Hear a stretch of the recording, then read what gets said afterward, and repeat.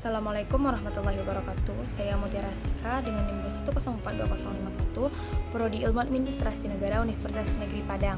Video ini bertujuan untuk memenuhi tugas pada mata kuliah Analisis Kebijakan dengan dosen pengampu Bapak I. Permana STMT. Baiklah, di sini saya akan menjelaskan tentang mengembangkan argumen kebijakan. Argumen kebijakan merupakan salah satu sarana utama untuk mengkomunikasikan informasi yang relevan dengan kebijakan dan merupakan sumber pengetahuan penting tentang cara kebijakan dibuat dan diterapkan.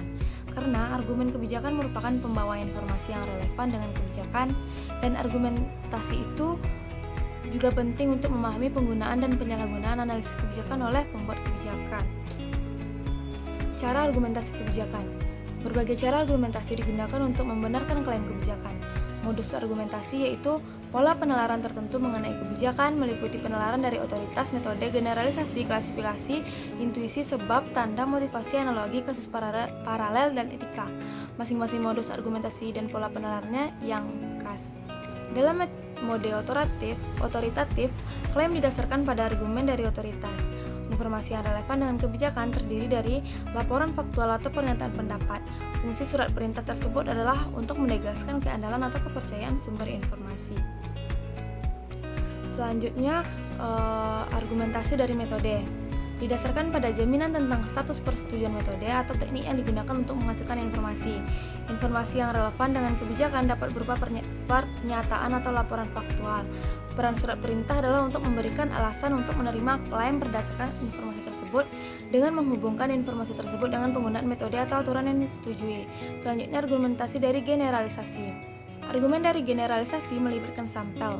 Informasi yang relevan dengan kebijakan terdiri dari elemen yang dijadikan sampel peristiwa, perilaku orang, kelompok, organisasi yang dianggap mewakili populasi yang lebih besar dari elemen yang sama.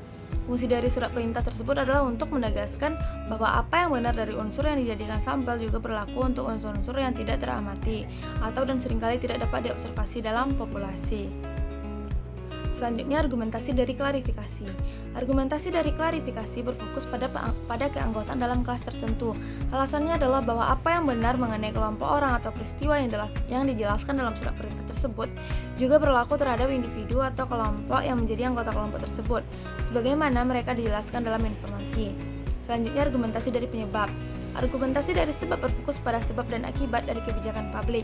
Dalam argumen kausal, informasi terdiri dari satu atau lebih pernyataan atau laporan faktual yang jelas mengenai lingkungan kebijakan, pemangku kepentingan kebijakan atau kebijakan. Selanjutnya, argumentasi dari tanda. Penalaran dari tanda didasarkan pada indikator dan acuannya. Kehadiran suatu tanda menunjukkan adanya suatu peristiwa, kondisi, atau proses, karena tanda dan apa yang dirujuknya terjadi secara bersamaan. Argumen dari tanda baik disajikan sebagai kartu laporan organisasi, tolak ukur, atau koefisien korelasi, paling baik merupakan pernyataan kovarian atau kebetulan. Selanjutnya, argumentasi dari motivasi.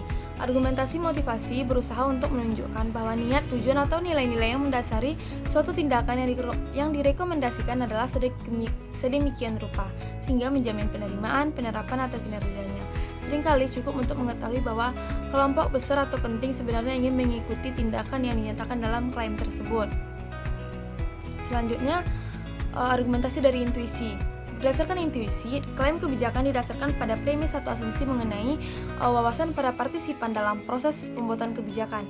Informasi yang relevan dengan kebijakan ini terdiri dari laporan faktual atau ekspresi opini. Selanjutnya, argumentasi dari analogi. Penalaran dari analogi dan metafora didasarkan pada kesamaan antara hubungan yang ditemukan dalam kasus tertentu dan hubungan yang ditemukan dalam metafora, analogi, atau alegori.